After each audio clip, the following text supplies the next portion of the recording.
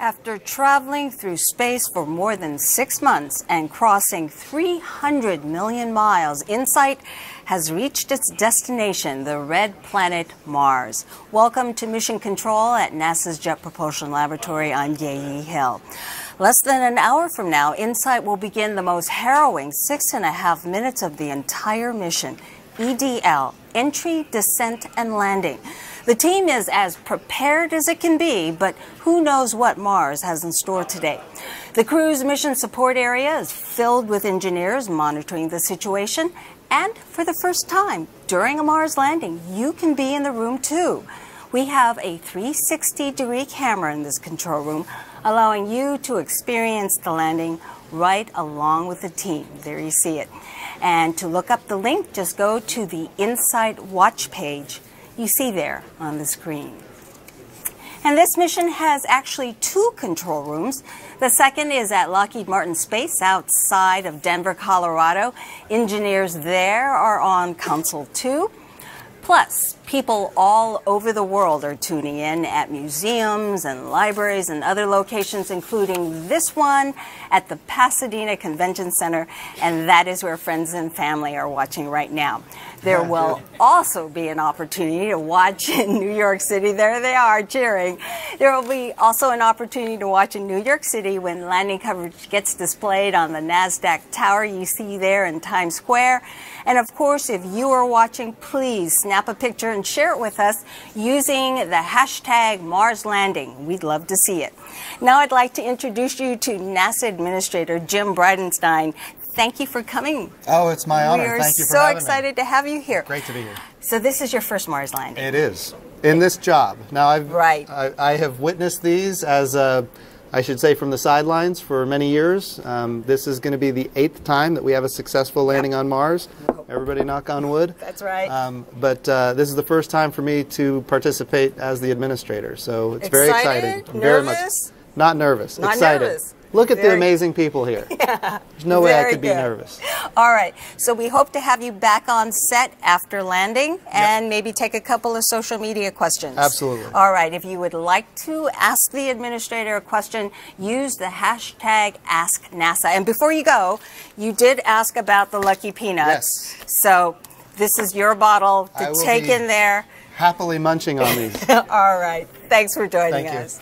Now let's give you some background. InSight, in short, is short for Interior Exploration using Seismic Investigations, Geodesy, and Heat Transport. It's different from other Mars missions, which all studied the surface. InSight is the first mission to study the interior of the red planet. The basic idea of InSight is to map out the deep structure of Mars. We know a lot about the surface of Mars, we know a lot about its atmosphere, and even about its ionosphere, but we don't know very much about what goes on a mile below the surface, much less 2,000 miles below the surface down to the center. And this will be the first mission that's going to Mars specifically to investigate the deep inside of Mars. We know that the Earth is habitable, we know that Mars is not. There might be something that we find out in terms of the structure of Mars versus the structure of Earth that maybe can help us understand why that is. InSight carries a seismometer which measures the seismic waves that have traveled through Mars from Mars quakes and maps out the deep interior structure of Mars.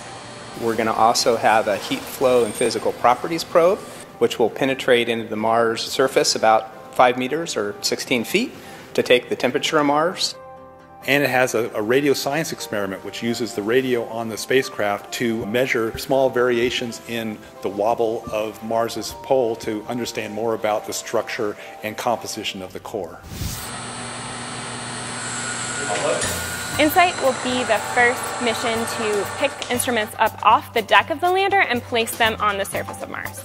I like to say that we're playing the claw game on Mars with no joystick. The seismometer needs to be installed in one place and basically not move in order to get the best seismic data. We also have a wind and thermal shield that will then be placed on top of that seismometer to protect it further from the environment. For the heat flow probe, HP cubed, it also needs to sit in one place, take a while to hammer itself down into the ground and acquire the thermal measurements over a long period of time. InSight is a mission to Mars, but it's much, much more than a Mars mission. In some sense, it's like a time machine. It's measuring the structure of Mars that was put in place 4.5 billion years ago, so we can go back and understand the processes that formed Mars just shortly after it was accreted from the solar nebula. By studying Mars, we'll be able to learn more about Earth, Venus, Mercury, even the Moon, even exoplanets around other stars. Landing on Mars is always difficult. More than half the missions have failed. Our experts in this field are systems engineers for entry, descent, and landing. They speak EDL. Let me introduce you to two in our control room, Christine Soleil, who will be making the mission callouts during landing, and Julie Wirtz-Chen. She is our color commentator who will help explain mission operations. Christine, let's start with you. I understand that there was a final software update and adjustment. What does that mean? That's right. Yesterday we sent the last EDL software parameter update to the spacecraft's computer. This update told the spacecraft exactly when it will hit the top of the atmosphere and also fine-tuned things like when to deploy the parachute. This EDL software is very important because InSight uses this software to perform entry, descent, and landing completely on its own. Mars is so far away from Earth that when a command is sent from Earth, it takes about 8 minutes for it to reach the spacecraft. Entry, descent, and landing from start to finish is less than 8 minutes long, so InSight has to do this all by itself. All right, its fate is sealed. Now I understand that the team is about to do a readiness poll. Julie, can you fill us in on that? Sure, so that's going to be a poll between our EDL communications engineer and several of the different orbiters and antennas that we have here on Earth. So we have Marco listening in on us, and MRO, which is Mars Reconnaissance Orbiter, will be listening to our data and recording it for us. And then the radio science engineers will be eavesdropping in on our signal from all the way back here on Earth. And Sandy, our EDL communications engineer, will be checking in with them, making sure that they're all ready to go, ready to support us in just a little, under an hour to land on Mars. All right, so we're standing by for that Yep. readiness poll. And I understand that the peanuts are going to be passed in there pretty soon? I believe that's the idea. Yeah, we'll be passing around the peanuts very soon after that. For those of you who don't know, the JPL peanuts are a tradition that gives us a little bit of extra luck on our critical events. So if anybody out there wants to join in on peanuts and give us some extra good luck peanut vibe, we'd love to have it. Well, there's a story behind that way back when in the early days of JPL, there were several missions, and there were 6 Ranger missions to the moon that failed. Yep. But then with Ranger 7, somebody passed around peanuts. Yeah, and it worked, and you don't mess with what works. So Absolutely. It's not a superstition, it's a tradition. And we just give ourselves that little bit of extra luck. All right. So if you have peanuts at home, please have some. That's right. All right. That's right. Thanks, Julie. Thanks. NASA has had 7 successful Mars landings, but the EDL team never, ever becomes overconfident. JPL Chief Engineer Rob Manning says things have to work just right during 6.5 critical minutes. Although we've done it before, landing on Mars is hard, and this mission is no different. The process to get from the top of the atmosphere of Mars to the surface, we call entry, descent, and landing, or EDL. It takes thousands of steps to go from the top of the atmosphere to the surface, and each one of them has to work perfectly to be a successful mission. The process starts well above the top of the atmosphere of Mars. The cruise stage faces the sun. It also has its radio antenna, which faces Earth. But now we don't need the cruise stage. Its job is done. The next step, just 7 minutes before arriving to the top of the Mars atmosphere, is to separate the cruise stage. Before you hit the top of the atmosphere, though, the space capsule has to orient itself so that the heat shield is precisely facing the atmosphere. Now the fun begins. The vehicle is moving at nearly 13,000 miles an hour. But it's hitting the top of the atmosphere at a very shallow angle, 12 degrees. Any steeper, the vehicle will hit the thicker part of the atmosphere and it will melt and burn up. Any shallower, the vehicle will bounce off the atmosphere of Mars. At the very top of the atmosphere, it's about 70 miles above the surface of Mars, and the air is starting to get thicker and thicker and thicker. As it does that, the temperature on the heat shield gets well over 1,000 degrees centigrade, enough to melt steel. Over the next 2 minutes, the vehicle decelerates at a backbreaking 12 Earth Gs, from 13,000 miles an hour to about 1,000 miles an hour. At about 10 miles above the surface of Mars, a supersonic parachute is launched out of the back of the vehicle.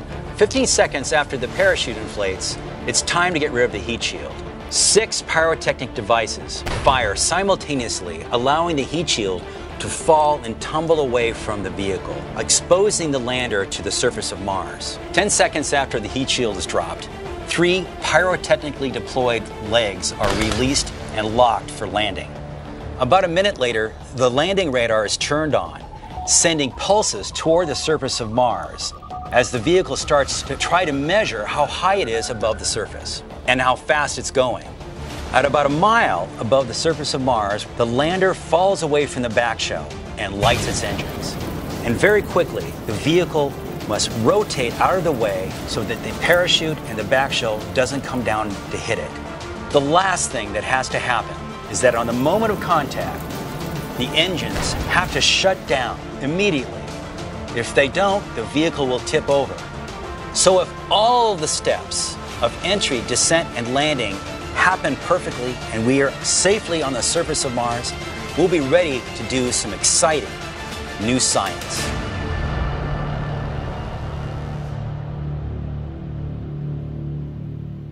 Later on in the program. Meantime, let me introduce you to someone who has been working on InSight for 7 years. He's the project manager, Tom Hoffman. 7 years, and today's the day. That's right, 7 years, but we're just a little over 40 minutes now, and we're going to be on the surface. It's going to be awesome. Really exciting stuff. All worth it. All right, so let's talk about InSight. It's using tried and true technology. It's based on Phoenix. This time, there's a bigger challenge with communication, correct? Normally, we have an orbiter that can give us bent pipe communications, but it's different this time. That's right. Most of the time when we've landed recently, we've had Mars Odyssey, which can do bent pipe communications, and so we get real-time data as we go through EDL, and we've come to expect that, and actually we really, really want that. In this case, our primary technology, primary orbiter is Mars Reconnaissance Orbiter. And so what that's going to be doing is actually, will be listening to us on the UHF. If you go to the video, you can see this. MRO will be listening to us and be getting all the primary data, and it will send it back to us, unfortunately, only at 3 hours after we land. So it doesn't give us the bent pipe live information. It doesn't. We have a couple of other sources that we're looking at. We have a Green Bank Observatory in West Virginia, Max Planck Observatory in Effelsberg, Germany, which will be giving us UHF, but those only give us a couple of different points in time. And so we did something kind of cool this time. We brought along a couple of CubeSats called Marco. And so hopefully they're both working great today. Oh, fantastic. So we're hoping that they're going to continue to work all the way through EDL, and they will be giving us real-time feed. So we can show how that works on the next video here. There they are. So you can see here's InSight with its crude stage, getting close to Mars. But we have 2 stalkers following us. They've been following us since we launched. They launched on the same launch vehicle as us. And so you can see the green there is we're sending UHF signals to them. And then they turn that around and send a much stronger signal back to Earth. We can't communicate on UHF direct to Earth with a signal that tells what's going on in the spacecraft, but Marco can. If it works for us all the way down to the surface, we're going to have some great information coming from Marcos. So Marco is basically trying to fill that gap that we would have had if we had live communication coming down to us. Absolutely. So if it does not work, does it affect InSight's mission at all? No, not at all. We'll just be doing a little more nail biting, but right now it looks like it's gonna be working, but it doesn't impact InSight at all. And we have one final way that we're going to know that we've got successfully to the ground, which is the spacecraft will phone home. Okay. Once it gets down to the ground, it'll have gone 7 months through cruise, 7.5 minutes of tear, and it's going to call back and say, hey, I'm on the surface, I'm feeling pretty good, everything looks good so far. And also to prep the audience, they're not, even after landing, we're not out of the woods just yet, correct? Not just yet. We have one more step that we have to do. We have to let the dust settle, quite literally. We're going to kick up a lot of dust when we land. We need to let that dust settle before we want to unfurl our solar rays. We're 100% solar powered, so it's very important that we get those out. Unfortunately, both MRO and Marco will be out of view by the time that we have those completely unfurled. And so we're going to have to wait 5.5 hours until Odyssey comes by and tells us that, yes, indeed, our solar arrays are out. So we'll definitely have a celebration when we get successful landing, but we're going to have to temper that just a little bit and wait about 5.5 hours to know absolutely for sure we're in good shape. So we have immediate knowledge if we have the Marcos. So just to run it through it once again, what's going to happen with EDL? We have the video of the show. How exactly is this all going to play out in 6.5 minutes? And we can roll the video. Okay. Yeah, so you can see here we're attached to the cruise stage. We drop that off, say thank you for the ride to Mars. It burns up in the atmosphere.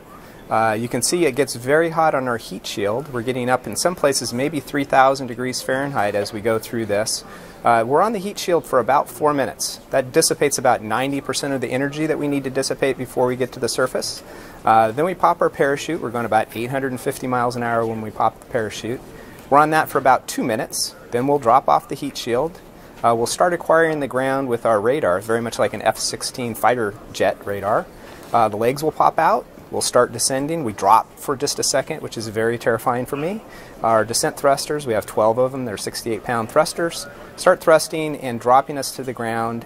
And slowly, slowly, we drop down, going only 5 miles an hour. So in that 6.5 minutes of terror, which is a little less than the 7 minutes, so that's great for me, we go from 12,300 miles an hour at 75 miles above the surface of Mars. We get to the surface, we're at 5.5 miles an hour. That's amazing. That is absolutely amazing. Well, before you go, Tom, there was a couple of pictures we wanted to show you. We have watch parties taking place all over the country, and let's see if we can put one of these watch parties up for you to see. This is from Ohio. This is a person who has a watch party. It looks like in a classroom. That is so awesome. Isn't that great that folks are watching with us? Yeah, I know people all across the globe are watching this, and we really want to put on a good show for them today. All right. Well, I'll let you back in the room. All right, I got to get back in there. I know you're excited. All right, take care. Thanks for joining us. Thank you.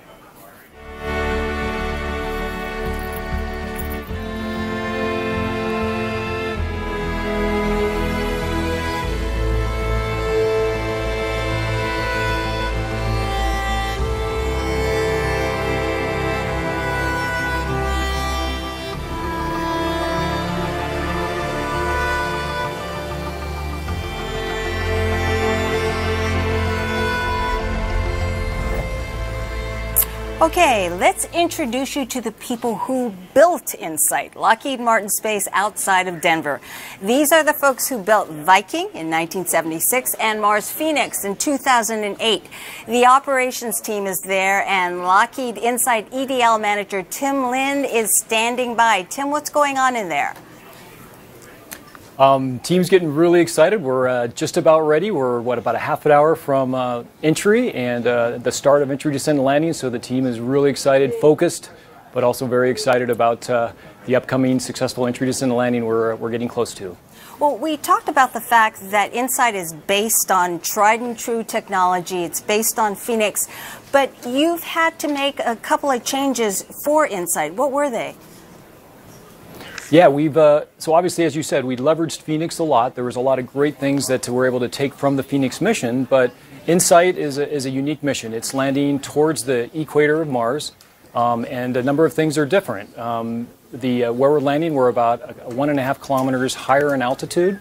In addition, and so what that's required us to do is actually come in a little bit more shallow. In addition, we're a little bit heavier than Phoenix was, so we've had to increase some of the strength of some of the lander itself. So the parachute, we have had to increase the strength. We actually deploy the parachute a little bit higher because of some of the differences in our entry timeline. And because of when we're landing towards the end of dust season, so we also have actually increased the thickness of the heat shield. So we're about a 1/4 inch thicker on our heat shield to accommodate that potential sandblasting that we could see when we actually do our entry, descent, and landing. So a number of things we've changed, but we've obviously leveraged a lot from the very successful Phoenix mission as well. That's fantastic. So you were able to kind of customize it, because there were some concerns earlier on that there was a dust storm taking place. It was dust storm season. That's right. In fact, we've had a lot of great support from our orbiting assets, MRO and Odyssey, a couple of spacecraft that we've partnered with JPL and that were built here at Lockheed Martin. They've actually provided a lot of great insight into the weather on Mars, any dust storms that are potentially happening on Mars. And as of today, and actually the last couple of weeks, it's been great on the surface of Mars. We're anticipating a very nominal, very seasonal weather in terms of both density, atmosphere, as well as temperature, and dust storms appear to be very benign, so we're very optimistic it's going to be a great day for landing on the surface of Mars. All right. That's great news. Thanks, Tim, and I know your team is getting excited over there just as much as we are. Take care. Absolutely. Yeah, thanks a lot. Okay. The time now is 11:21. It's about 20 minutes. The tension is building in both control rooms. It's about 20 minutes before cruise stage separation. It's not too far off. Cruise stage separation is expected at about 40 minutes past the hour, so we are indeed getting close. So where is InSight going to Mars? It's a place called Elysium Planitia. Planitia is Latin for flat. Elysium is ancient Greek for afterlife paradise. It's located near the equator, north of Gale Crater, not too far from Curiosity rover. The team calls it the biggest parking lot on Mars. It's a place that's safe, got plenty of sunshine, that will power solar instruments to study the interior of Mars. What's inside Mars? We know a lot about what's inside Earth. But at Mars, we've only just scratched the surface. To learn how Mars formed, we have to study its deep interior. NASA's InSight lander was designed to do just that, by taking the planet's vital signs.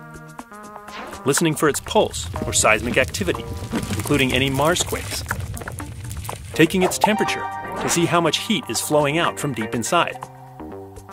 And checking its reflexes to see how much the planet wobbles as it whips around the sun. These all provide clues to what the planet is really like inside. So what's inside Mars? InSight can help us find out by giving Mars its first thorough checkup since it formed 4.5 billion years ago. The more we learn, the better we'll understand all the rocky planets and the history of our solar system. Joining us now is Bruce Bennard, the principal investigator of Mars InSight. InSight is a mission to Mars, but we keep hearing again and again it's more than a mission to Mars. That's right, Gay. I mean, we're going to Mars obviously to study the Martian interior and to map out the divisions inside Mars, but we want to use that information to understand more about the solar system as a whole and how rocky planets form. And rocky planets, we have an image to show folks. So we're talking about Earth, the Moon, Mars. Mercury, Venus, yes, the planets of the inner solar system that are made mostly of rocks. And they all share the same basic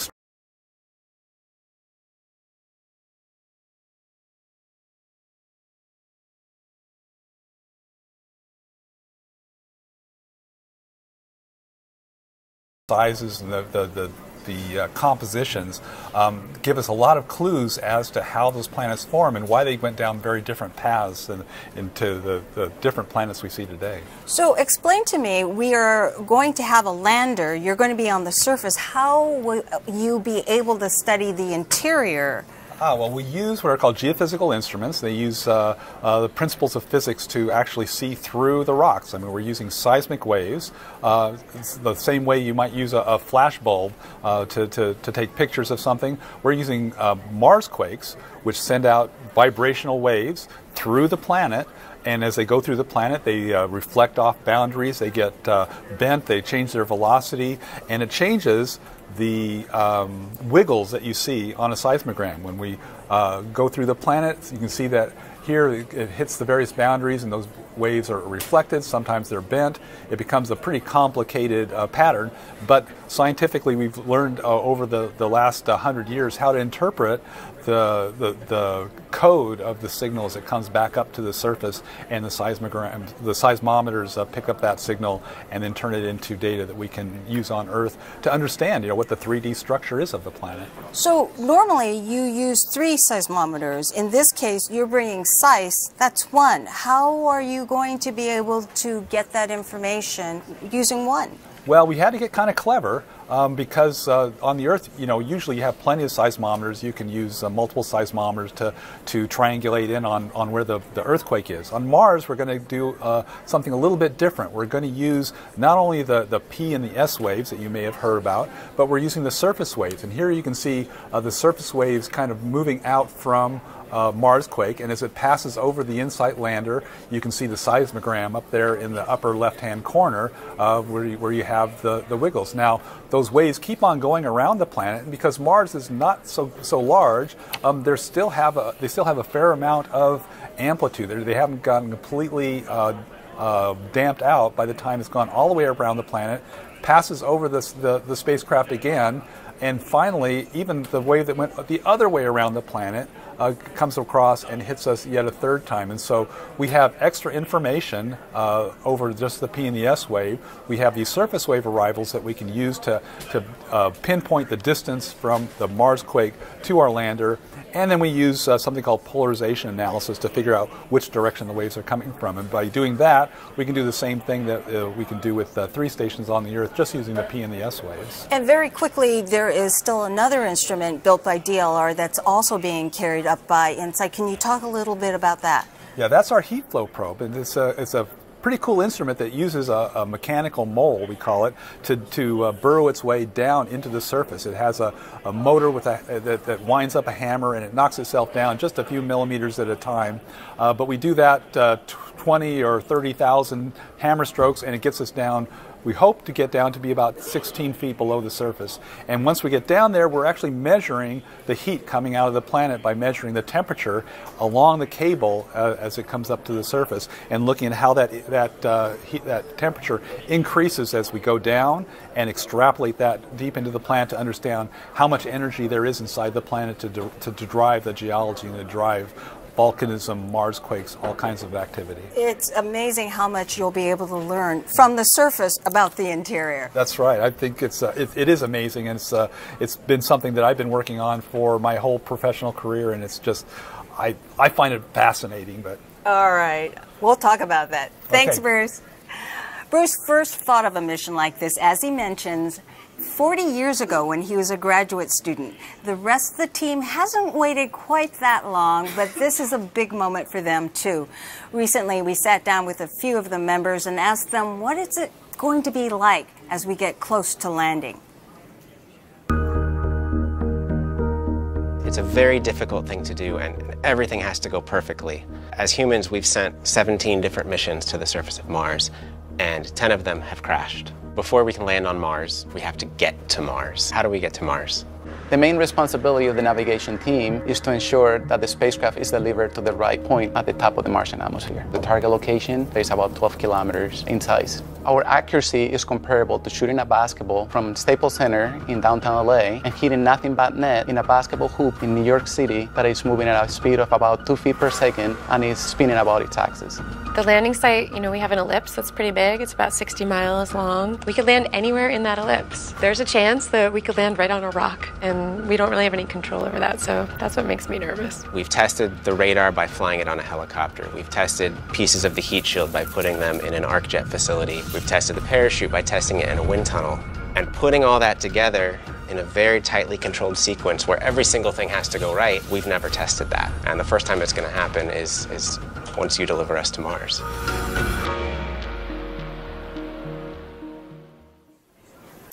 It is about 11:29 a.m. Pacific, and you're watching live coverage of the InSight landing from NASA's Jet Propulsion Laboratory in Pasadena, California.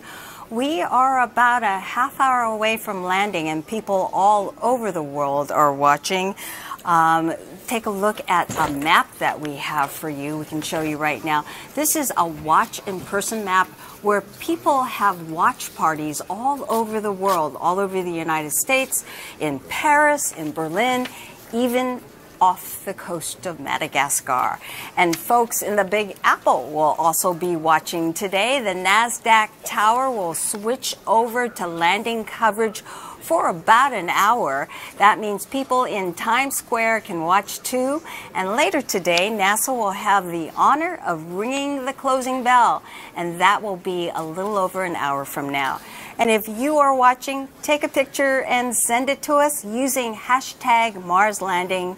Here is one. I believe it is from the California Science Center in Los Angeles, and I am told Mayor Eric Garcetti will be visiting later today. Things are getting more active for the team now. Let's check back in with Julie Wirtz-Chen in the control room. What's going on, Julie? So we've heard from MRO a couple of times. That's Mars Reconnaissance Orbiter. They are doing their slew. They're ready to support us. They're doing great. And we heard from both Marcos, Marco A and B, that they're out there. We've got telemetry lock with them from the ground stations here, so they're doing great, and everybody's ready to go. So we're pretty excited. Fantastic. We will check back in with Julie in a moment. Meantime, this is a good time to tell you a little bit more about that technology experiment we've been talking about, Marco. As we mentioned earlier, InSight does not have an orbiter in position to send EDL data back live. So the CubeSats hope to fill that gap. Here's how they'll work. Communicating between Mars and Earth requires a complicated choreography, with everything in the right place at the right time. Sometimes hours can pass before information is relayed from one planet to the other. That's why when NASA's Mars InSight lander launches this year, the rocket will carry 2 tiny satellites on a technology test of their own. Meet Mars Cube 1. Marco, NASA's first CubeSat mission to deep space. These briefcase-sized satellites will travel separately from the InSight lander while they test out new miniaturized technologies. And if they make it to Mars, they could relay information back to Earth about InSight's descent and touchdown, and do it in mere minutes. Although this fast communication isn't crucial to the success of the InSight lander, this CubeSat test could change the way future spacecraft phone home. All right, let's check back with Julie to see if the Marcos are indeed ready to support and listen for InSight. Julie, what do you know? So they are ready to go. I haven't heard about their slew coming up yet, but they are ready to go. We've heard from them. They're both healthy and they're both doing great, which is just wonderful news. So I think they should be doing a slew in just a minute. Actually, yeah, I think they should be doing a slew in just a minute. We'll stand by and listen then.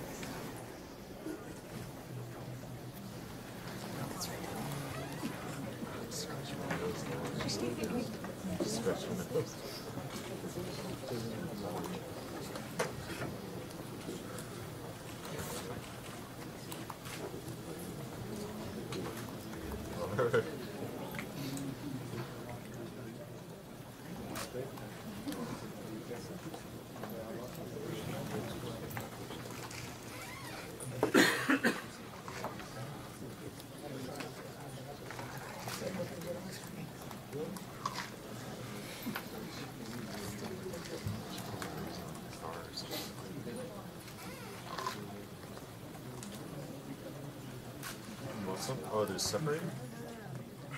Oh, no. You got me going until I spun it.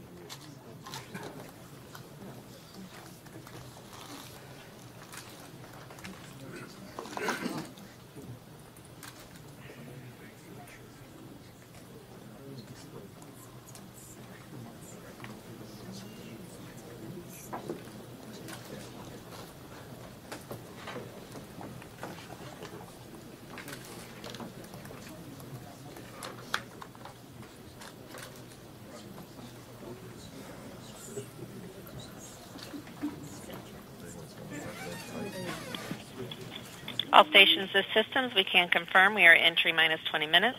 EDL nav 2 has been initiated. The star tracker has been powered off.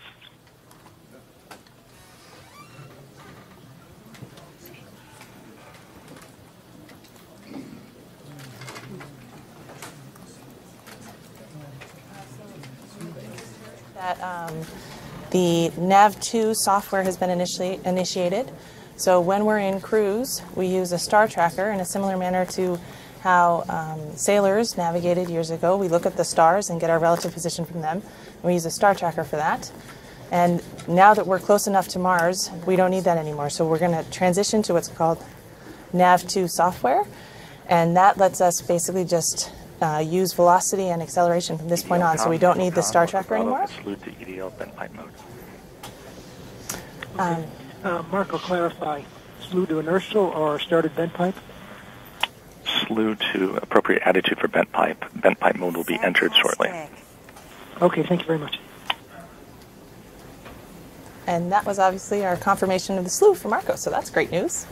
Fantastic. So I was saying before that the NAV2 software will propagate from here on out, and we'll use velocity and acceleration. So we have powered off our star tracker, and we're on our NAV2 software, and everything's looking great. Okay. Thanks, Julie. Thanks. All right, the cruise stage separation is just about 4 minutes away, and Rob Manning joins us now. Rob is the chief engineer here at JPL and an absolute veteran of Mars landings. We're going to play a little video for you right now. You haven't seen it yet, but we'll roll it. Let's go ahead. This is Lander is still alive. 14 reports carrier log. That day, Rob. There you are. You were the phase lead. You were sitting up front. Yeah. That's what I look like when it's successful. Yes. I hate to see what it would be like if I wasn't successful. But talk about that. What is EDL like? Why is it so hard? Well, it's many years of work by many, many people who struggle to put all the pieces together, and particularly because we can't really test entry, descent, and landing on this planet. It's much more complicated. Mars has a lower atmosphere, thinner atmosphere, less gravity.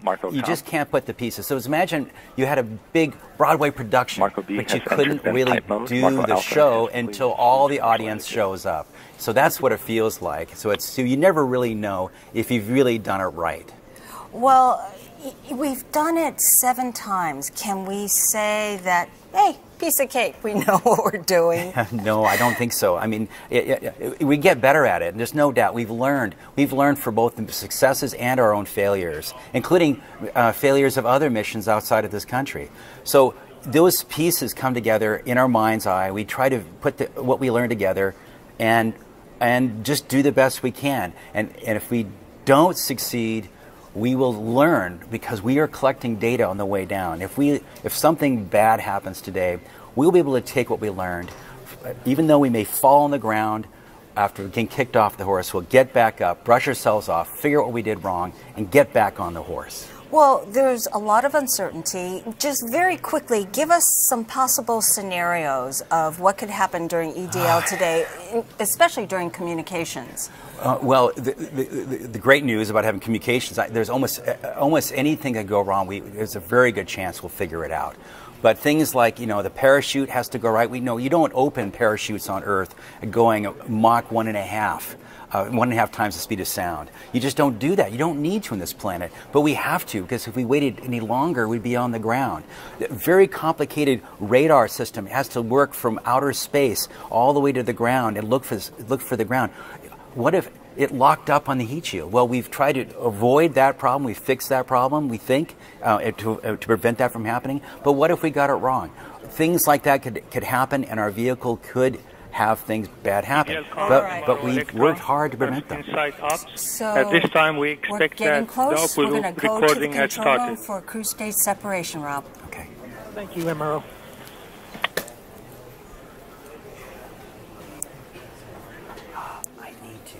I need to take off comment. Yeah, yes.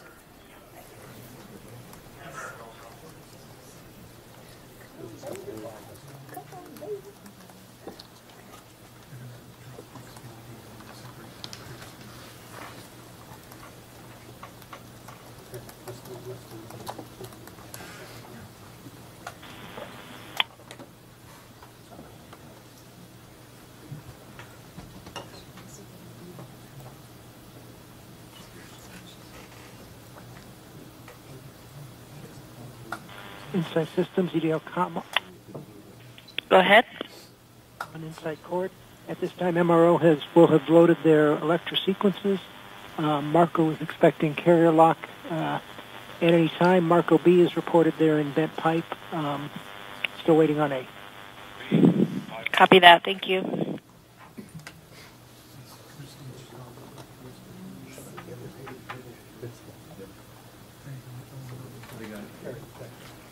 Radio Science report, UHF carrier detected.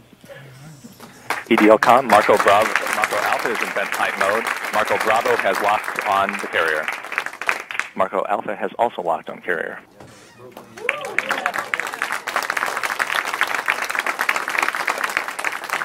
Systems Ace on InSight Cord. As expected, the DSN has LOS for InSight Expand. Copy that. Thank you.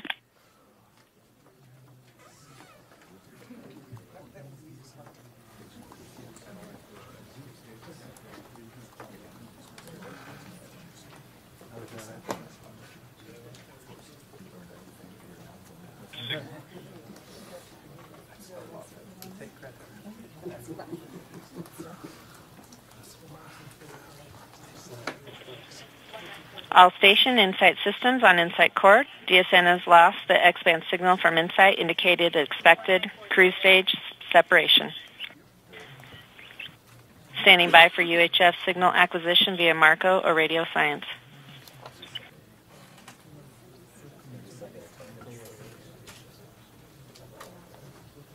We are about 5 minutes from entry and have confirmation we've lost the X-band signal from InSight. This was expected because we have transitioned from the antenna on the cruise stage to the UHF antenna on board the spacecraft. Ground stations have detected the UHF signal and Marco has locked on the signal. This confirms that InSight is transmitting UHF signals as expected. InSight telemetry through the Marco relay is not expected until about 2 minutes before entry.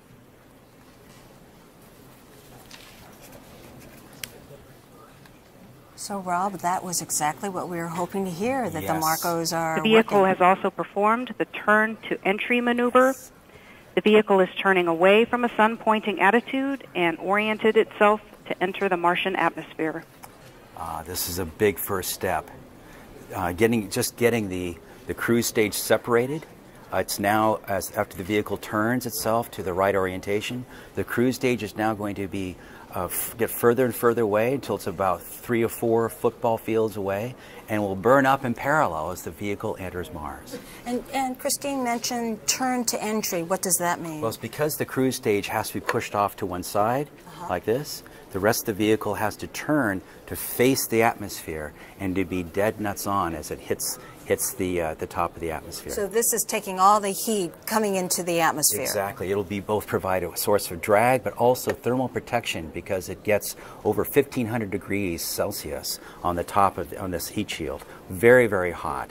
But on the inside of the heat shield, it's maybe only a fraction of a few degrees above room temperature. So it's a wonderful protective device to keep our lander safe. All right, so the next thing we're standing by for is entry. Getting to the top of the atmosphere and gradually slowing down. Right now, the vehicle's just now beginning to, very soon we'll be beginning to feel the atmosphere touching it. Actually, entry is above the atmosphere slightly, so it's really not until a few, half a minute or so after entry before we start really detecting the fact that that atmosphere is slowing us down. All right, we'll be standing by. Yes, exciting.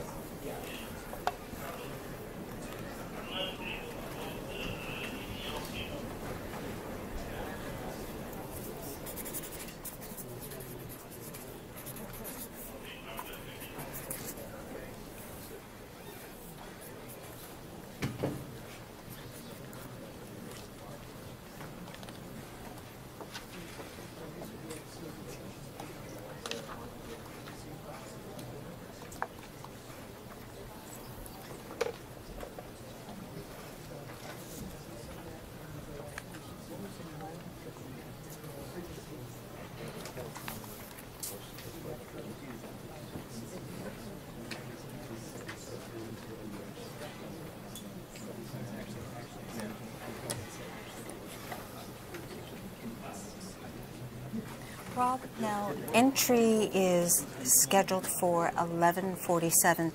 The cruise date SEP and the entry times are locked in, correct? They are. They're locked in when we selected the target and aimed the vehicle very precisely. That allows us to know exactly when we hit the entry point, which is 55 kilometers from the center of Mars. So we know those times are locked in, but what about all the other events that take place in EDL? Radio Science reports dropping carrier power as expected. Marco A and Marco B have telemetry.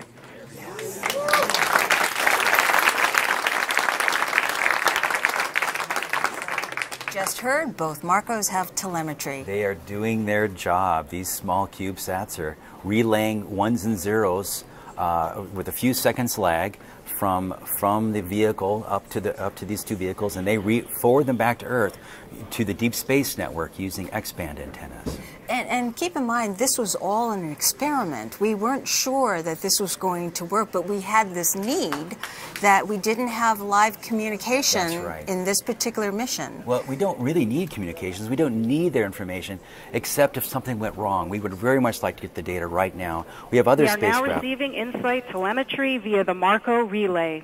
It's flowing into their space. This is fabulous. That means the team now can watch the data flowing onto their screens as if they're commuting directly This data from the will vehicle. provide detailed information about the state of the spacecraft throughout EDL.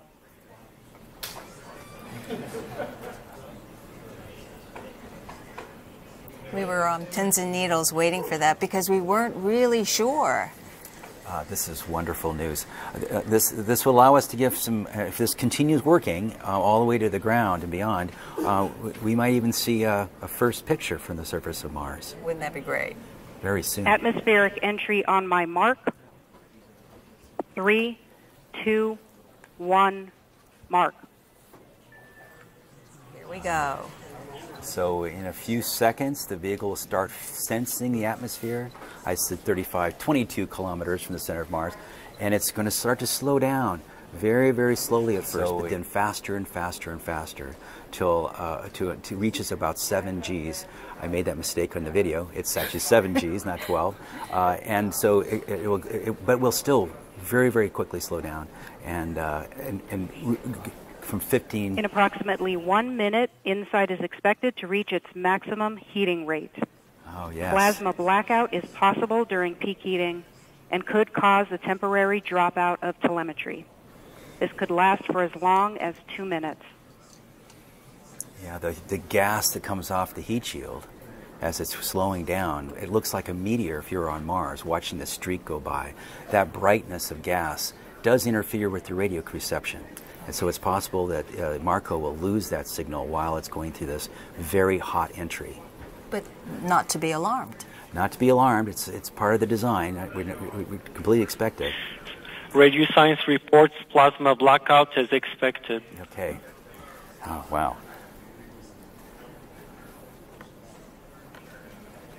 Ground stations have reported plasma blackout, still receiving InSight telemetry via Marco. Marco Alpha has carrier interruption. InSight should now be experiencing the peak heating rate. Portions of the heat shield may reach nearly 3,000 degrees Fahrenheit as it protects the lander from the heating environment. That's hot. Marco Bravo shows carrier interruption, but still in lock.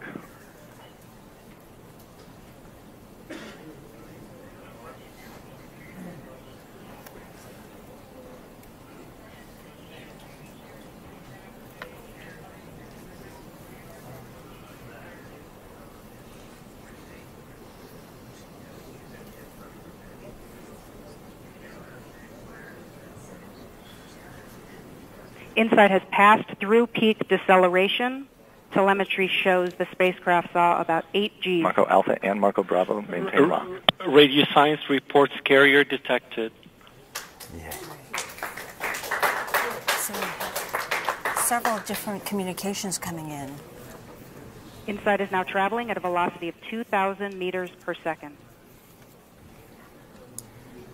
Seems to have passed this very critical point of peak heating and peak deceleration. the next big step is parachute inflation. And you can see that on our timeline on the bottom of the screen. The next event is parachute deploy. InSight is now traveling at 1,000 meters per second. Very close. Once InSight slows to about 400 meters per second, it will deploy its 12-meter diameter supersonic parachute. The parachute will deploy nominally at about Mach 1.7.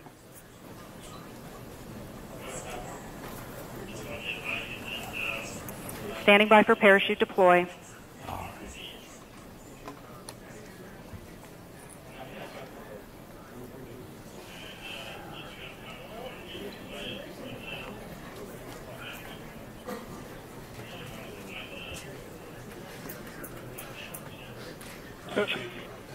Radio science reports sudden change in Doppler. Ground stations are observing signals consistent with parachute deploy. Marco Alpha, Marco Bravo, maintain lock status. Telemetry shows parachute deployment. Radar powered on.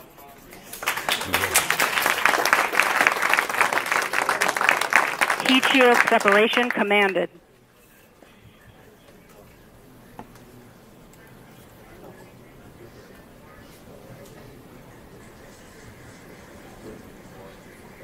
This is really good news so far. It's fantastic. I'm on pins and needles.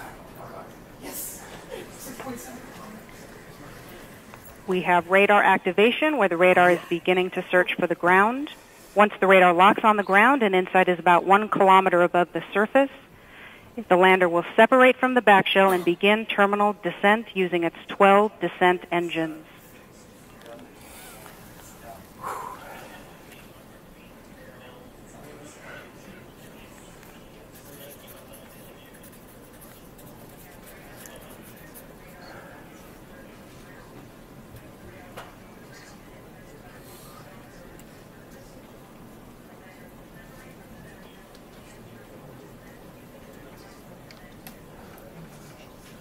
Altitude convergence, the radar has locked on the ground. Yes. Standing by for lander separation. Carrier interruption on Marco Alpha and Marco Bravo. Lander separation commanded. Altitude 600 meters. Gravity turn, altitude 400 meters. We're getting there. 300 meters. 200 meters, 80 meters, 60 meters, 50 meters, constant velocity, 37 meters, 30 meters, 20 meters, 17 meters, standing by for touchdown.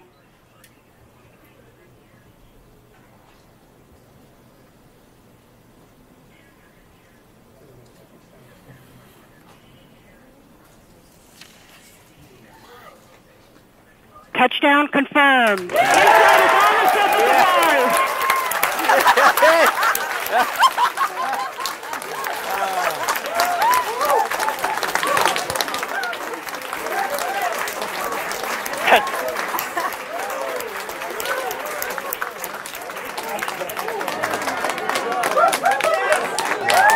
Wow. That's fantastic.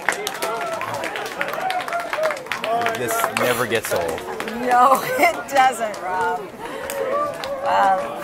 Control what a room relief. just erupted. Fabulous, Shaking fabulous. hands with the Marco team there. Christine, you did great. Jim Preiser, one of the key designers at Lockheed. Sandy Krasner, what a great team. What a great.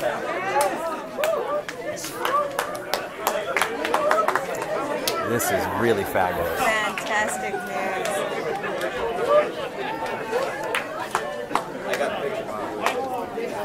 Thank you. Lots of fist bumping going on in there. What a relief. We've cut over to the camera over in Times Square. Boy, people are weathering the rain to see this.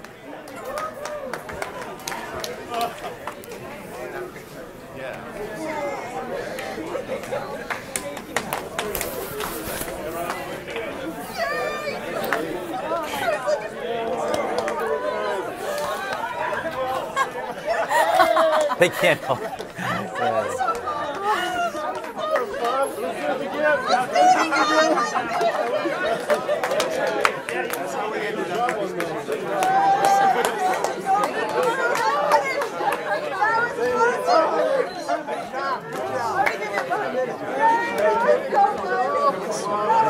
This is the hardest part. Getting to the surface of Mars is very hard. This thing has a lot more to do, though.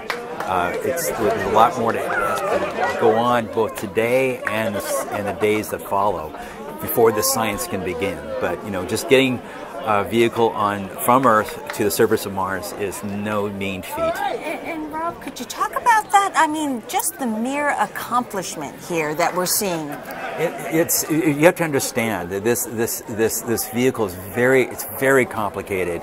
It uses 12 engines. Each of those engines are pulsed 10 times a second, producing these little tiny impulses, almost like little bullets that keep the vehicle going at a constant velocity as it approaches the ground, and still going over 5 miles an hour. So those legs feel a fair amount of crush. We still don't know the state of the vehicle right now. We need to look to make sure there are no rocks nearby. The solar panels will be in just a few. In about 5 to 10 minutes, will begin to open up. They're waiting for the dust to settle, because the dust there's certainly a lot of dust being lifted in the air around the vehicle right now, which is now just settling. So we're standing by after touchdown. It waits a couple of minutes to give us an X-band beep. And so we are standing by for that. It's a communication that comes directly to Earth from InSight. Yes. And it goes to the Deep Space Network.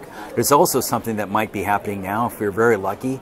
InSight might be able to relay an image or a partial image taken just a couple minutes after landing.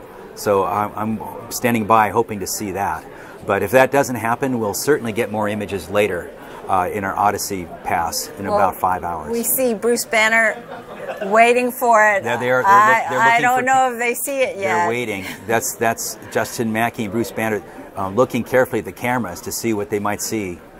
They're waiting for the image to come back. So this is the first image from InSight itself. InSight is taking a picture with one of its 2 cameras. Yes. It's probably a view of what's directly in front of the spacecraft, right in front of the lander. This is a camera that it would be using to figure out, is this a good space? Exactly. Is it a good place to put down our instruments?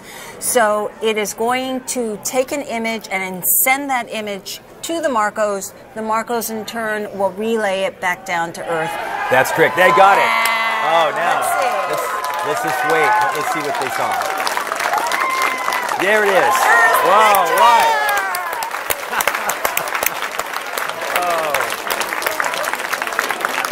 Look at a great place.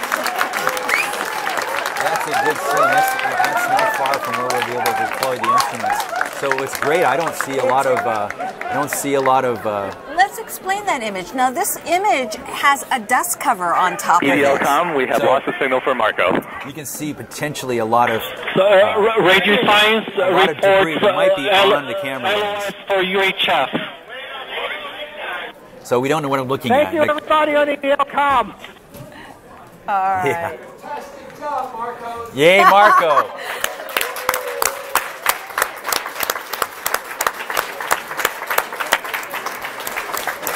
Congratulations.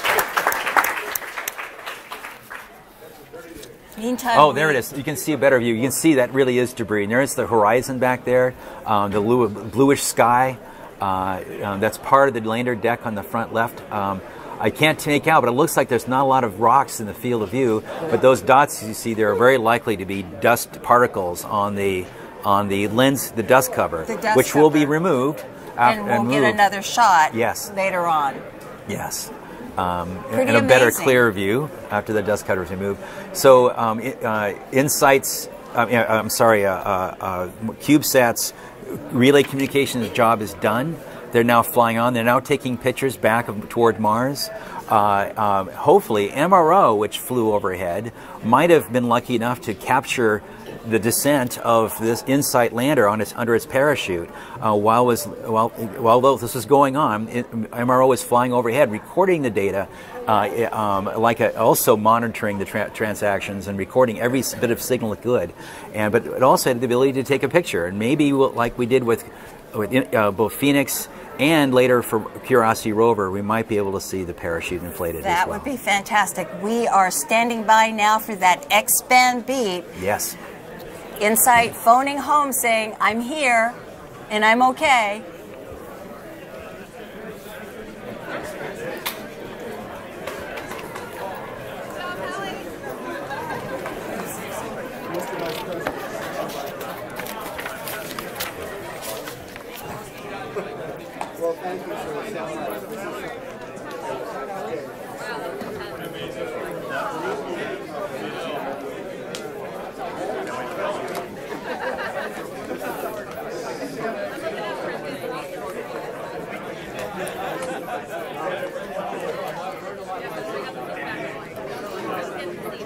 System based on InSight Court, the DSN and X-band. Radio Science reports X-band carrier detected. The DSN and X-band radio science acquired the X-band touchdown and with InSight. X-band will continue for 4.5 minutes with InSight in nominal mode. Copy that. Thank you. Flawless. Perfect. Flawless. We've got the beep. This was perfect case scenario. This in my book. is what we really hoped and imagined in our mind's eye. Though we spend most of our visualizing all these bad things can happen. That's true. Sometimes things work out in your favor, and we'll look very carefully at the data to see what might have, how well it went. But it certainly looked like it was a very successful and perfect landing. We'll have to see as we get more data how well things go. And as the vehicle proceeds, the solar panels will be deployed. Hopefully, we're not on a tilt. It doesn't look like we are, but from the image. But the solar panels will be deployed safely, we hope. And we'll get confirmation of that around 5 o'clock local time here in about 4.5 hours, 5 hours from now. And this is such a difficult feat in that because of the one-way light time, there is no way that any of these engineers could possibly control the vehicle. No. It all has to be done in commands and software. We have to train it to do this work on its own. Radio Science reports nominal carrier 30 seconds past the first acquisition. So we're all nominal on the surface. So the vehicle is completely nominal, reported nominal. It's happy. The lander is not complaining. We had a way to tell us if it was unhappy, and it wasn't. It's not unhappy. It's in a normal mode, and so it's going to chug along for the rest of the afternoon on Mars and finish the activities. All right. Well, Rob, I know you're anxious to get in and congratulate the crew. Thank you so much for sitting here and helping us out explain EDL. Thank you. All right. Well, I'll let you go and go congratulate your friends. Thank you. All right. Take care.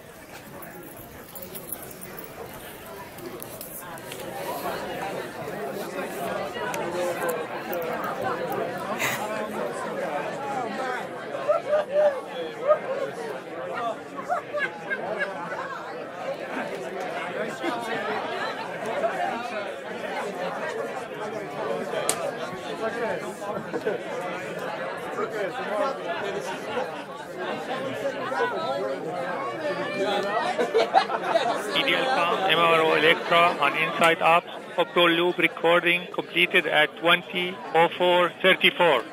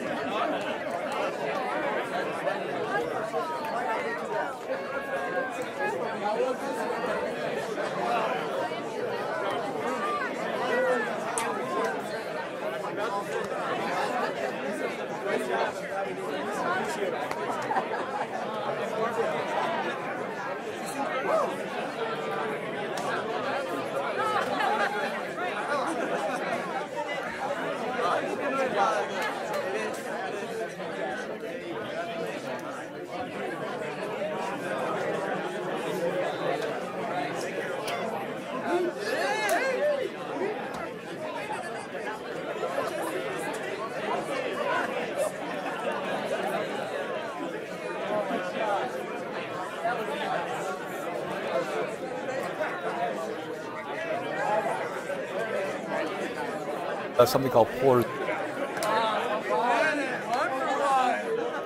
All right, as we had promised, we said we'd bring back the administrator to get your take on what was it like to be in that control room. Jim, what was it like? Well, I'll tell you, it was intense, and you could feel the emotion. It was very, very quiet when it was time to be quiet, and of course very celebratory with every little new piece of information that was received.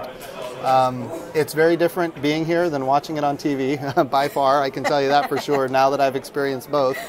And then, of course, you know, what's amazing is as soon as it was over, I got a call on my cell phone, and it was the phone number was all zeros. And whenever I get a phone call that's all zeros, it's got to be somebody important. I answered it, and it was the vice president. Oh my gosh! He watched the whole thing. He is absolutely ecstatic about our program. As you're aware, he's the chairman of the National Space Council, and he's been, of course, a keen advocate for what we do. To have him call within seconds of mission success is tremendous. And just so everybody knows, he wants me to say congratulations to everybody here at NASA and all of our international partners and everybody who has contributed to this mission. What an amazing day for NASA. It is an amazing accomplishment in that this is something that is happening millions and millions and millions of miles away, and these people are able to do it. Incredible. And what's fascinating is the whole time I'm watching it, I'm thinking every milestone is something that happened 8 minutes ago, because that's the time lag to get a signal from Mars to Earth. Yes. And so it's kind of you know, it's exciting, but then you have to step back and realize that this has already occurred in history. So it's a unique experience, incredible, and just the enthusiasm here is incredible. So what's for the future? Looking ahead, 2020? Well, let's get through December. So for the rest of we think about what's happening next. December 3rd, we're launching another American astronaut to the International Space Station. So that's going to be a big achievement, and it's going to be on a Russian Soyuz rocket that the last time we launched a human was not successful. That was scary. It was scary, but we figured out what the problem is. We're moving forward, and now we've got that underway December 3rd. Going forward from there, we're going to get the first science data back from the Parker Solar Probe on December 7th. So that's not too far away either.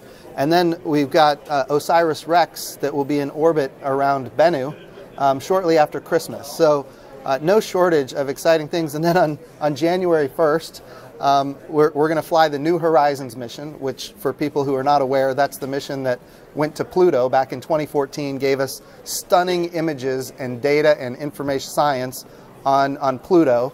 And now that mission is still going strong.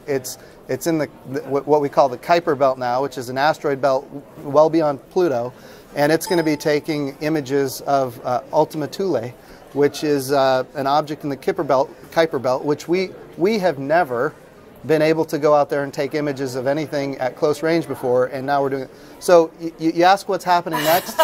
I'm sorry I asked. we have right now at NASA, there is more underway, probably than I don't know how many years passed, but it's like, you know, there's a drought, and then all of a sudden there's all these activities all at once. So we're busy. We're going to be working through the holiday, but a lot of amazing discoveries to be made, and we're looking forward to it. It's so funny because our Ask NASA question you basically answered is, does the success of NASA InSight influence the timeline for future manned lunar or Mars missions? Well, certainly everything we learn about Mars at this point is going to help us understand how to do in situ resource utilization. So InSight could actually provide some really good information about whether or not there's liquid water on Mars, and maybe even where it is and how to get to it. We strongly believe that there's liquid water, 10 kilometers under the surface of Mars. So the key is, the answer is yes. The more we learn, the more we're able to achieve. And so to get to Mars, yes. But the lunar missions, the President's first space policy directive is to go to the moon, to go sustainably with international and commercial partners. So when we say sustainably, that means we're going to have reusability built into the system. And we're going to test and prove technologies at the moon that ultimately we can replicate at Mars. So we're going to retire risk, prove human physiology at the moon, which is only a 3-day journey, which means if something goes wrong, you can get home safely. We saw that with Apollo 13. But we need to use the moon as a proving ground to accelerate our path to Mars. In the meantime, we're doing missions like InSight to learn as much about Mars as possible. InSight is going to help us understand really asteroid impacts as well, because it's got a seismometer, which is going to help us know how often is Mars getting impacted with asteroids. And if we're going to send humans there, it'd be important to know if those humans are going to experience asteroid impacts. So, and that's pretty much our goal, is always learn from our missions and build upon those missions. One after another. And NASA has a long history of doing just amazing work in building on its past successes and, in fact, its past failures. That's true. I'll tell you, what an amazing time to be at the helm of this extraordinary agency. Well, we are so glad that you are here to share it with us. Well, again, thanks it's for been joining us. A true pleasure. Thank you. All right, and I'm sure you need to go in there Yes. and celebrate with those folks, but thank you for stepping out for us. Absolutely. Thank you All so right, much. take care. Now, Mars exploration is cool stuff, but if you're not convinced just yet, just talk to the InSight scientists and engineers. No one conveys the excitement more than the people who actually work on the mission. So earlier this year, the outreach team filled up a van and went to 15 California cities. They called it the InSight Roadshow. So we're here in San Francisco at the Exploratorium, and this is part of InSight's Roadshow. Since it's the first interplanetary mission we've ever launched from California, we're actually doing a lot of public engagement activities along California. And we're just talking to the public and talking to them about InSight and getting them excited and sort of sharing information that they probably wouldn't get just from a website. We have Mars globes and touchables kits. We have replica of the actual launch vehicle that's going to be taking InSight to Mars. We have a selfie station with fun props. People can take pictures. Children really, really like Mars. We have a jump station where we invite kids to come in and jump. We have a little seismometer on the floor which measures ground motion. So if students can come and jump next to it, they can actually see their recording on the screen and they make their own quake. I've had people come to me and say, this is the most I've ever understood about a space mission. I'm so happy I came because now I understand what you're doing, I understand why it's important, and I'm really excited. You kind of imagine how it looks, but seeing it in person actually puts it in perspective. She was able to explain a lot of what happens, the cameras, what goes into the ground. It's a great exhibit, both for myself and also for kids that want to learn about Mars. Okay, we want you to meet another Mars veteran here at JPL, our director, Mike Watkins. You were a mission manager for Curiosity. Absolutely. I think this is the 5th Mars mission I've worked on, Really? 5th Mars lander. So maybe we're getting the hang of it finally. Does it ever get better? I mean, does it get old? It's always the same? No, it doesn't. I mean, I think we're just as nervous every time. The whole landing sequence, and it's just such a crazy time, and we can't do anything. It's this feeling of helplessness, right? Because the spacecraft's on its own, and everything we could do, we did a day ago. And so I think you just always have that nervousness. But, we have confidence in the team. We have confidence in the engineers and scientists that they did everything that they could do. And you have to put it in their hands. And it's our 8th successful landing, so we learn from this, we learn a little more, we do it better the next time, pretty much. Absolutely, and we have had one failure. We learned from the failures too. So in fact, we learned from all the failures from all the missions, even if they're not JPL missions or NASA missions. Each one of them tells you a little something, an extra test you should do, an extra thing you should guard against, in the Mars atmosphere or on touchdown. And so we've learned from all of these, and luckily we've recently been very successful. And we're always trying something new. We're always trying to learn something new. We had a situation this time. Odyssey couldn't be in place to give us bent pipe communications, and so Marco came about. The Marco is just an incredible success story. Exactly as you said, we couldn't have Mars Odyssey do the real-time bent pipe for the EDL events. We would have had to wait a couple of hours and have the replay from Mars Reconnaissance Orbiter. So we embarked on this kind of crazy idea to build these 2 little CubeSats, and CubeSats are something that high school kids can build these days, but they go up and they go around the Earth. They go around the Earth. Right. These are the first interplanetary CubeSats. First time we've ever sent CubeSats outside the Earth's orbit, and their sole purpose was to do the relay. So they have this very cool X-band planar flat antenna there, and they relayed the UHF signals in real time for us, and it was just amazing. It's built by a lot of early career folks here at JPL with a little bit of adult supervision, but no, the engineers, they just did a fantastic job on Marco. It exceeded all of our wildest expectations. They worked perfectly. We built 2 because we thought maybe one will get there. They both got there. They both worked. It's just a great tribute to the Marco team. You saw them in there. They had their special black shirts. Yes. Just a fantastic thing. And not only did it work for this mission, but I think it opens up the door for more small missions like that. We could actually put cameras on them and put other instruments on them. They're much less expensive. So there's, I think, a whole new door. We just opened a door to a new class of planetary science thanks to the Marcos. And so for the CubeSats, they were just made with off-the-shelf parts. Some combination of off-the-shelf parts and some new stuff that we did. We had to build a special radio, of course, because it has to talk to the Deep Space Network. The antennas are a little bit new technology, but a lot of the stuff is pretty standard stuff that you could replicate at much lower cost. So what do you think in terms of the future, that other missions will be carrying their own relays and not having to depend on a bent pipe from a orbiter? They might carry relays. They might actually carry scientific instrumentation. They can do more than just do relay. They can actually take pictures. They could do spectrometry. They could do lots of other stuff that we like to do with orbiters. And so there's a chance we could send them to Venus. We could send them to asteroids. We could send them to Mars. I mean, there's lots of stuff we can do, and I think we're just learning the capability of what we can miniaturize and what we can put on these CubeSats. But this is a great, a great first effort. Absolutely. Well, we have one question for you. It's a social media question from George K., age 9, from the UK. How long did it take to plan and build this mission, InSight? Well, that's a great question. So I have 2 answers to that. Okay. InSight itself, typically our missions take, from the time we start the mission to the time we launch it, it's about 4 to 5 years. In the case of InSight, two things happened, one to our advantage and one not to our advantage. The first is we had a lot of heritage from a mission called Phoenix. So a lot of the design work had already been done because it was done for this mission Phoenix, and even before that for Mars Polar Lander. So a lot of the basic design we kind of inherited for this mission. On the other hand, we had a little bit of bad luck in that the instruments, the seismometer is so unbelievably precise. It's so incredibly accurate and hard to build that we couldn't quite get it ready.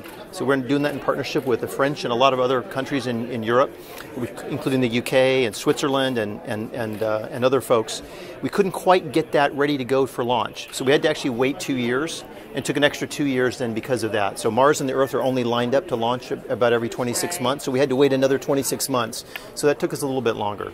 Well, speaking of the internationals, that's a perfect segue for where we're going next. Throughout this program, we've been trying to introduce you to the people behind the scenes, and for the InSight mission, it requires that we go beyond our borders. This is truly an international mission. Let me introduce you to Domenico Giardini, a Swiss-Italian scientist who studies earthquakes and Marsquakes. Some of us have been in this mission for 20 years. It's a lifetime project. I'm Domenico Giardini. I'm an Italian living in Switzerland. I work on earthquakes, and therefore I will work on Marsquakes. I'm a professor at university. Seismic risk, seismic hazard are my main field of applications. InSight is a mission which is geared to measure the physical parameters that help us to characterize the interior of Mars. There are 2 main reasons why it's important to do by international cooperation. There is a big motivation coming from all the different parts to complete it, and the community grows much faster and the knowledge grows much faster. The Swiss role in this mission to deliver the electronics for the seismometer, and we will provide daily routine analysis and check if there are seismic events or meteoritic impacts in the planet itself. This is what our students will work on, how the planet developed and what is the future, and that has a direct relevance on how we understand about the Earth. It's so interesting. And that partnership goes far beyond individual scientists. Take a look at this. It is a picture of the calibration tool on the deck of the InSight lander. It's what the team uses to calibrate the cameras on Mars. And notice the flags and logos. It's recognition of our international partnerships with the French government space agency CNES, and also the German Aerospace Center DLR. And it is my pleasure to welcome SAIS Project Manager Philippe Ledet from CNES and Executive Board Member Hans-Jörg Dietz from DLR. So I can't imagine a better day. Oh, yes. What was your reaction? So I am very enthusiastic and very grateful for all the people of the mission, and also my thoughts are going to the team, the CNES team, and to the science team, to Bruce Bannert and to Philippe Lognonnet. Now we have a marvelous picture of the ground, and now the work to deploy the seismometer is beginning. So a new adventure in the best conditions. Thank you for that. Definitely a new adventure. Hans-Jörg, what's your feeling? The HP Cubed is on that deck. It will be ready to go. Yeah, it's now a job now. But first of all, I'd like to congratulate our partners here in the US. And this was a great day and a great job they did. It's not easy to land on Mars. That's what we know. And it's a dream for me as well. Because the first time that we land on Mars with an instrument, at least as I has experienced it, and so it's a great day, and it was really exciting so far. Now the job starts for us. Well, it's funny, Philippe, you had once said, you're a musician as well, he plays jazz. You see exploration and music very similar. Yeah, How's that? Very similar. Because the human management of all that activity is exactly the same. The technique, it's different. You have a seismometer and you have an orchestra. But the whole thing to find the best talents and things like that are exactly the same. And to deliver on time, to be ready, and to have the best performances. Everything is similar. And we should let people know that we won't be able to be collecting science right away. Is that correct? Yeah. We will be collecting science, several months from now? We are beginning, the deployment is going to take about 2 or 3 months. Of course, we will have some data during the deployments, but the best data to make the best science will be about the beginning of March. All right. So we prepare now, and we prepare now. Yeah, no, it's the time. Yeah, but it was a great job so far. Also for our team and our teams, all the teams, and as you said, it needs a lot of people to bring it up to Mars and make it a successful mission. Well, I have to say congratulations. Yeah. Congratulations. All right. Thank you. Thanks for joining us. Yeah. Thank you. Well, here's another profile now. Meet Ravi Prakash. It's his job to keep InSight healthy on Mars. We get to explore the universe and see things that no one has ever seen before. My name is Ravi Prakash, and my job is to keep InSight healthy when it's on Mars. InSight is the first spacecraft that's going to go to Mars and try to understand how rocky planets have formed. Spacecraft team, how's power looking? A healthy InSight spacecraft is healthy batteries. We have heaters all over our spacecraft that keep our spacecraft warm enough so that it operates the way it should. Power is nominal, spacecraft battery is fully charged. We look at these things as well as many other parts of our spacecraft on a daily basis to make sure we have a successful mission. There are thousands of people working on InSight, so the systems engineer is responsible for understanding how changing one part of the spacecraft ripples through the entire system and how that affects all the other parts of the spacecraft. I actually worked at JPL for 8 years and then left for about 3 years to work for a nonprofit where I used my engineering and design skills that I learned at NASA to help people in poverty. I realized that the stuff we do here impacts billions of people around the world. Every single person, whether they realize it or not, has been impacted by NASA technology. We are the next generation of explorers. All right, let's meet Ravi Prakash in person. Ravi is in our sandbox. That's the JPL In Situ Instrument Laboratory. And wait a minute, Ravi, where did that beard come from? Hi, Gay. Yeah, there were about 10 of us that decided on the day we launched to Mars that we were going to shave and then not shave again for 7 months until we landed on Mars. So I am extra excited that we landed, not only because we have a mission on the surface of Mars, but I have 2 little girls at home that love to pull my beard, and so I can finally put an end to that. All right, so Ravi, help us out. What happens next? Now, clearly, InSight is not out of the woods just yet, correct? You're right. So we have some very important steps ahead of us. The first is that we have to deploy our solar arrays. This is what the spacecraft is doing right now. It's deploying these 2 solar arrays so that we get energy from the sun. This is one of the most important things that we have to do right now. After that, we're going to do a series of checkouts on our spacecraft to make sure that everything survived this harrowing entry, descent, and landing. onto Mars. And then once that's complete, after the next few days, we'll start deploying our instruments onto the surface of Mars. So what exactly is involved with the instrument deployment? So this is the first time we're using a robotic arm to put instruments on the surface of Mars. This is a process that will put our seismometer on Mars as well as the heat flow probe. And it ends up taking about 3 months, which sounds like a really long time, but this is because, we have to be very careful and make sure everything happens just the way it needs to. Unlike Earth, we can't send a technician if something goes wrong, and so we just want to get it right the first time. All right, and we, in our interview, just heard that we may be looking at not until March before we get science?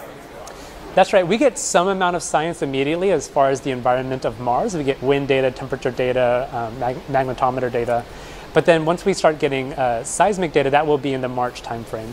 All right. And can you explain to me, Ravi, the ISIL, the test bed that you're at? What do you do there?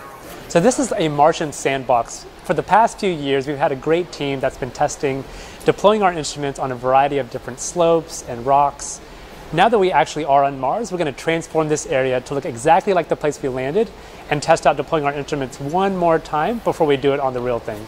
All right. Thanks, Ravi. Congratulations. Thanks so much. Now that InSight is on Mars, it needs some changes. InSight is no longer cruising to Mars, so the team no longer needs the cruise mission support area. In a little while, the team will hand over operations to a new group sitting in another JPL control room. This is the Surface Mission Support Area. It's in another building here at JPL. This is where the team will be operating InSight from here on. So the handover is the final step, and that will take place at about 1 o'clock our time. That's about a half hour away. For us, it's time to say goodbye. Our congratulations to the InSight team, and special thanks to our EDL system engineers, Christine Soleil and Julie Wards-Chen. Stand by for a news briefing on NASA TV at 2 p.m. Pacific, 5 p.m. Eastern. And for those of you who want the latest information on InSight and Mars, go to mars.nasa.gov/insight and nasa.gov/Mars. And thank you all who shared pictures on social media. It was wonderful to share this historic event with you. We have some pictures for you that we'll leave you with. Enjoy, and congratulations, InSight.